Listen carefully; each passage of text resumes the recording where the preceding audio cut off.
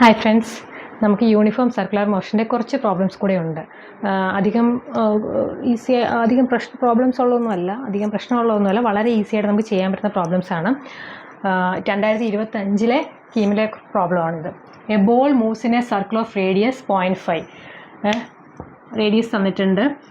From A to B in √2 seconds. The average velocity of the ball. അപ്പോൾ ഒരു ball ഇങ്ങനെ move ചെയ്യുവാണ്, ഒരു സർക്കുലർ മോഷനിലാണ് അത് മൂവ് ചെയ്യുന്നത്. അതിൻ്റെ എന്താ തന്നിരിക്കുന്നത്, എ ടു ബിയിലേക്കുള്ള ടൈം നമുക്ക് തന്നിട്ടുണ്ട് √2 seconds. ദ ആവറേജ് വെലോസിറ്റിയാണ്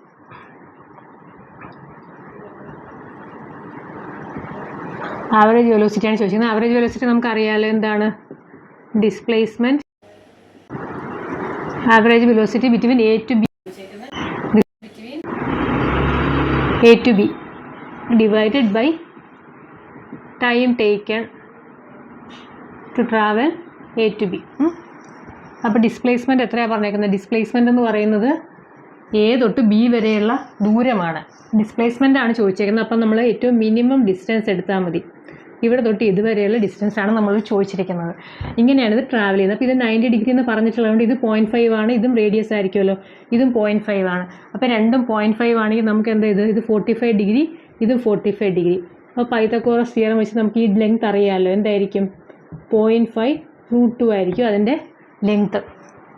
അതെല്ലാവർക്കും അറിയാവുന്നതായിരിക്കുന്നു. കാരണം √0.5 AB എന്ന് പറയുന്നത് √0.5 സ്ക്വയർ പ്ലസ് 0.5 സ്ക്വയർ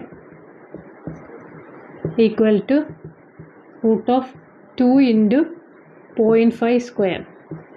അപ്പോൾ ഒരു 0.5 പുറത്തെടുക്കാം, ബാക്കിയുള്ളത് √2. അങ്ങനെ തന്നെ എഴുതിയാൽ മതി. അത്രയാണ് മീറ്ററല്ലേ പറയുന്നത്, മീറ്റർ. അപ്പോൾ നമ്മളിവിടെ എന്താണ് displacement between A and B എന്ന് പറയുന്നത് 0.5 √2. ടൈം ടേക്കൺ നമുക്ക് തന്നിട്ടുണ്ട്, എത്രയാണ്? √2 സെക്കൻഡ്, √2.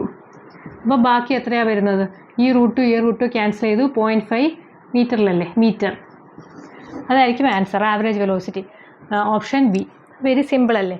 ഇങ്ങനെയൊക്കെ വരുമ്പോൾ നമ്മൾ സിമ്പിളായിട്ട് ആലോചിച്ചാൽ മതി. എന്താണ് ചോദിച്ചേക്കുന്നത്? ഇവിടെ ചോദിച്ചേക്കുന്നത് ആവറേജ് വെലോസിറ്റിയാണ്, ആംഗുലർ വെലോസിറ്റി അല്ല, ആവറേജ് വെലോസിറ്റി ചോദിച്ചേക്കുന്നത്. അപ്പോൾ നമ്മൾ അതിനനുസരിച്ച് ലീനിയർ വെലോസിറ്റി മാത്രം എഴുതിയാൽ മതി. ഇത് വന്നിട്ടുള്ള വെലോസിറ്റി 2025 വന്ന പ്രോബ്ലമാണിത്. സിമ്പിളായിട്ട് നിങ്ങൾക്ക് ചെയ്യാൻ പറ്റുന്നേ ഉള്ളൂ. അപ്പോൾ ഇങ്ങനത്തെ രീതിയിലുള്ള ഏത് പ്രോബ്ലം വന്നാലും ഈ മെത്തേഡിൽ നമ്മൾ ചെയ്താൽ മതി. നെക്സ്റ്റ് ക്വസ്റ്റ്യനും 2025 കീമിലെ ഒരു പ്രോബ്ലമാണ്. Ratio of angular speed of the minute hand and second hand of a watch. ഒരു വാച്ചിൻ്റെ മിനിറ്റ് സൂചിയും സെക്കൻഡ് സൂചിയും തമ്മിലുള്ള റേഷ്യോ ഓഫ് ആംഗുലർ സ്പീഡാണ് ചോദിച്ചേക്കുന്നത്. ആംഗുലർ സ്പീഡ് എന്ന് പറഞ്ഞാൽ എന്താണെന്ന് നമുക്കറിയാം. ആംഗുലർ സ്പീഡ് എന്ന് പറഞ്ഞാൽ 2π/t ആണ്. അതായത് ആംഗുലർ ഡിസ്റ്റൻസ് ട്രാവൽഡ് ബൈ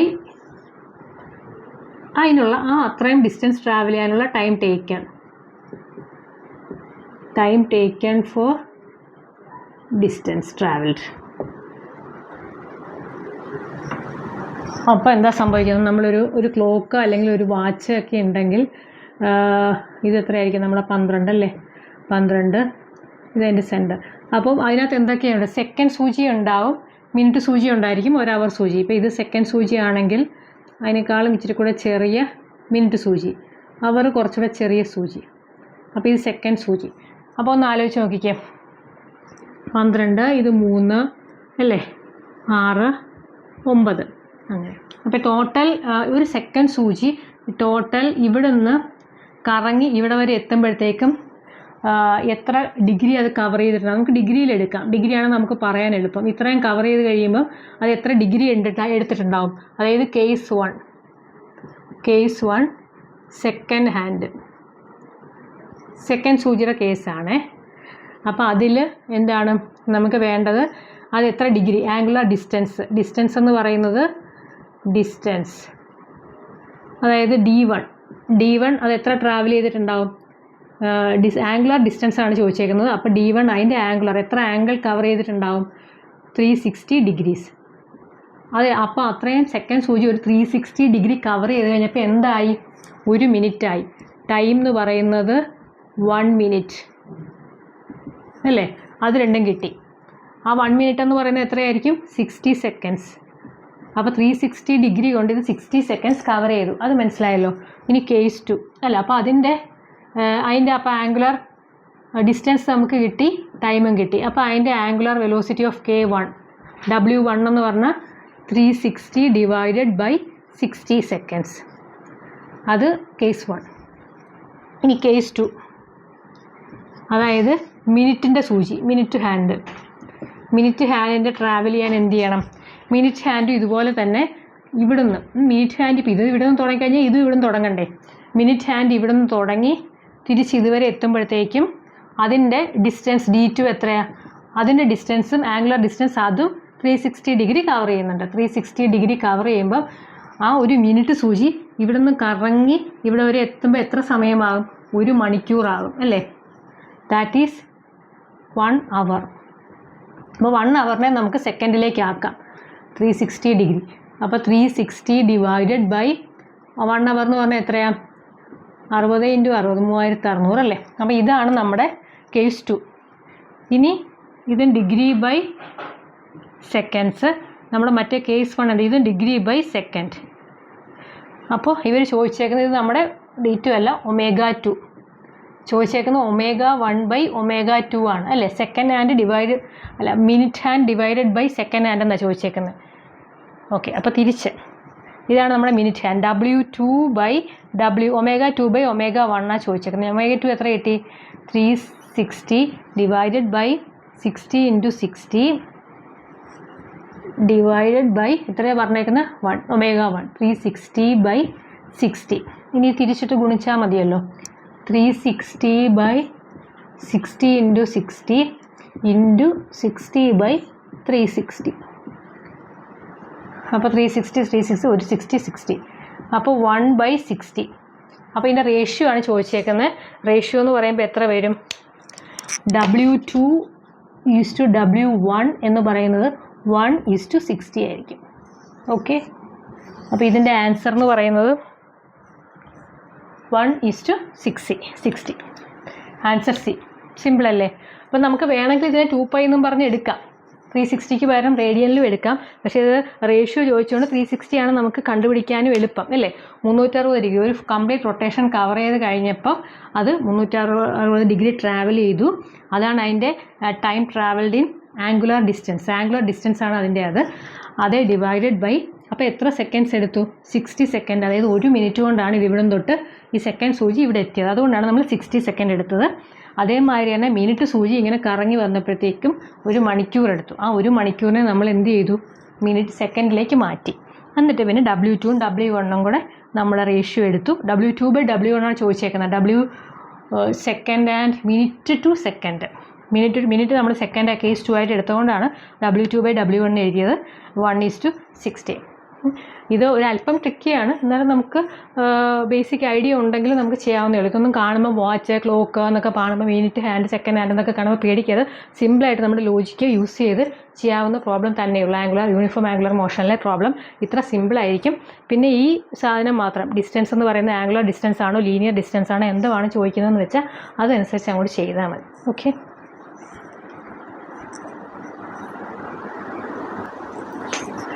അടുത്തത് നമുക്ക് 2019 ഒരു പ്രോബ്ലമാണ്. ഇത് ഡയറക്റ്റ് സബ്സ്റ്റിറ്റ്യൂഷൻ ആണ്, വലിയ കാര്യമൊന്നുമില്ല, സിമ്പിളായിട്ട് ചെയ്യാവുന്നേ ഉള്ളൂ. A bead is tied on one end of a stiff rope of length. ഒരു ചരടിൻ്റെ അറ്റത്ത് ഒരു മുത്ത് ഘടിപ്പിച്ചിട്ടുണ്ട്. അതിൻ്റെ ലെങ്ത് ആണ് 1 metre. With the other end of the rope as a centre.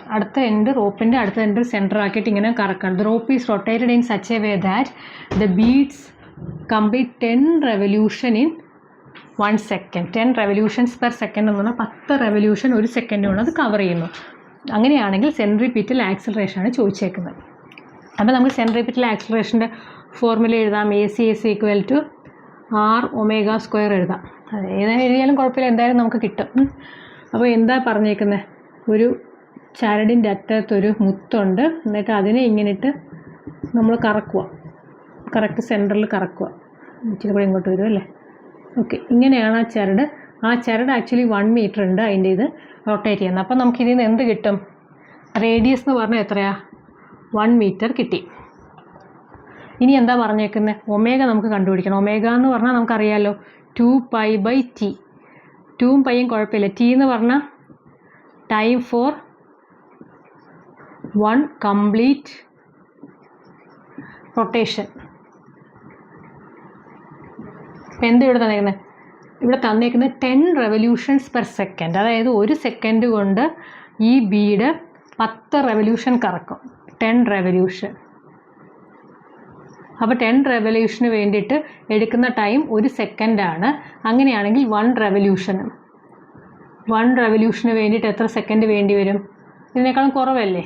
1/10 സെക്കൻഡാണ് ഒരു റെവല്യൂഷന് വേണ്ടിയിട്ട് എടുക്കുന്നത്. അതാണ് പറയുന്നത് എന്ത്? നമ്മുടെ ടി എന്ന് പറയുന്ന ടൈം ഫോർ 1 കംപ്ലീറ്റ് റെവല്യൂഷനാണ്. അപ്പോൾ T is equal to 1/10 second. അപ്പം നമ്മൾ ഒമേഗയിൽ സബ്സ്റ്റിറ്റ്യൂട്ട് ചെയ്യുക. Omega is equal to 2π/t equal to 2π/1/10 equal to 10 × 2π equal to 20π. അപ്പോൾ ഒമേഗയുടെ വാല്യൂ കിട്ടിയല്ലോ. ഇനി നമുക്ക് R അറിയാം, ഒമേഗ അറിയാം. ജസ്റ്റ് ഈ ഇക്വേഷനിൽ സബ്സ്റ്റിറ്റ്യൂട്ട് ചെയ്താൽ മാത്രം മതി. ഇത് നിങ്ങൾ കാണാതെ പഠിക്കണം. A C is equal to R omega square. R എത്രയാണ്? 1 × ഒമേഗ സ്ക്വയർ എത്രയാണ്? 20π ദ ഹോൾ സ്ക്വയർ. അപ്പോൾ എത്ര കിട്ടി? 20ൻ്റെ സ്ക്വയർ എന്ന് പറഞ്ഞാൽ 400. പൈൻ്റെ സ്ക്വയർ എടുക്കാൻ മറന്നു പോയത്. 400 pi square metre per second. Pi നമ്മൾ അങ്ങനെ എഴുതിയല്ലോ. അതുകൊണ്ട് metre per second square. 400 pi square metre per second square. ഇതിലൊക്കെ നമുക്ക് മിസ്റ്റേക്ക് വരാൻ ചാൻസ് ഉള്ളത് ചിലപ്പോൾ നമ്മൾ ഈ 1/10 എഴുതുന്നത് ചിലപ്പോൾ 10 അങ്ങോട്ട് എഴുതി വെക്കും ടി ആയിട്ട്. അപ്പോൾ അതൊക്കെ നിങ്ങൾ ശ്രദ്ധിച്ചോണം. നിങ്ങൾ സ്വന്തമായിട്ട് ചെയ്യുമ്പോഴാണ് നിങ്ങൾക്ക് ഈ മിസ്റ്റേക്സ് എവിടെയാണ് വരുത്തിയതെന്ന് ഒരു ഓർമ്മ വരത്തുള്ളൂ. അപ്പോൾ സ്വന്തമായിട്ട് ചെയ്യുക. ജസ്റ്റ് അറിയത്തില്ലെങ്കിൽ നമ്മൾ ഈ എക്സ്പ്ലനേഷൻ നോക്കുക. അത് കഴിഞ്ഞിട്ട് സ്വന്തമായിട്ട് ഒന്നുകൂടെ ആ പ്രോബ്ലം ചെയ്യാൻ നോക്കുക. അപ്പോൾ മിസ്റ്റേക്ക് വരുന്നത് ഇവിടെയാണ്. ചിലപ്പോൾ നമ്മൾ പൈ സ്ക്വയർ ഇടാൻ വിട്ടുപോകും. അപ്പോൾ നമ്മൾ അറിയാണ്ട് സി മാർക്ക് ചെയ്ത് കളയും. അതുകൊണ്ട് ശ്രദ്ധിച്ച് ചെയ്യുക. ഈ ഇക്വേഷൻ ഓർത്തിരുന്നാൽ മാത്രം മതി.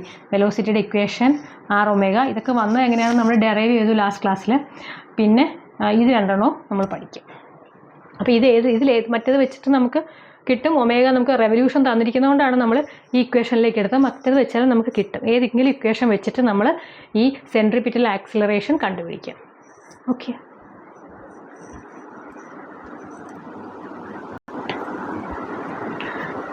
യൂണിഫോം സർക്കുലർ മോഷൻ വളരെ സിമ്പിളായിട്ടുള്ളതാണ്. ഇപ്പം നിങ്ങൾക്ക് ആക്ച്വലി ഈ ബോർഡ് എക്സാം കഴിഞ്ഞിട്ട് കീമിൻ്റെ എക്സാമിന് വളരെ കുറച്ച് സമയമേ ഉള്ളൂ. അപ്പോൾ അതുകൊണ്ട് നിങ്ങൾ ഇപ്പോൾ തന്നെ, കാരണം ഇത് സ്റ്റാർട്ടിങ് പോർഷനാണ്, ചിലപ്പോൾ നിങ്ങളിതൊക്കെ മറന്നു പോയിട്ടുണ്ടാവും. അപ്പോൾ ഒരു ഹാഫ് ആൻ അവർ എങ്കിലും എടുത്ത് നമ്മൾ ഓരോ ദിവസവും ഓരോ വീഡിയോസ് എങ്കിലും കണ്ട് അതൊക്കെ ഒന്ന് റിഫ്രഷ് ചെയ്യുക. പ്രോബ്ലംസ് ഒക്കെ ചെയ്യാൻ പറ്റുന്നുണ്ടോ നോക്കുക. ഇല്ലെങ്കിൽ നമ്മൾ ഒന്നുകൂടി ഒന്ന് റിവൈസ് ചെയ്ത് അതൊക്കെ ചെയ്യുക. അപ്പോൾ ഇതിനെ ഇത്തിരി ഫാസ്റ്റ് ആക്കണോ അതോ നിങ്ങൾക്ക് ഞാൻ വളരെ സിംപ്ലിഫൈഡ് ആയിട്ടാണോ ചെയ്യുന്നത്? അപ്പോൾ ആ കാര്യങ്ങളൊക്കെ നിങ്ങളൊന്നും കമൻറ്റ് ചെയ്താലേ നമുക്ക് അറിയത്തുള്ളൂ. അല്ലെങ്കിൽ ഇങ്ങനെ തന്നെ പോയാൽ മതിയെങ്കിൽ ഇങ്ങനെ തന്നെ പോകാം. അപ്പോൾ ഇനി ബാക്കിയുള്ള പോർഷൻസ് കൂടെ നമുക്ക് കവർ ചെയ്യാം. അപ്പോൾ നിങ്ങൾ ലൈക്ക് ചെയ്യുക, സബ്സ്ക്രൈബ് ചെയ്യുക. Okay, by.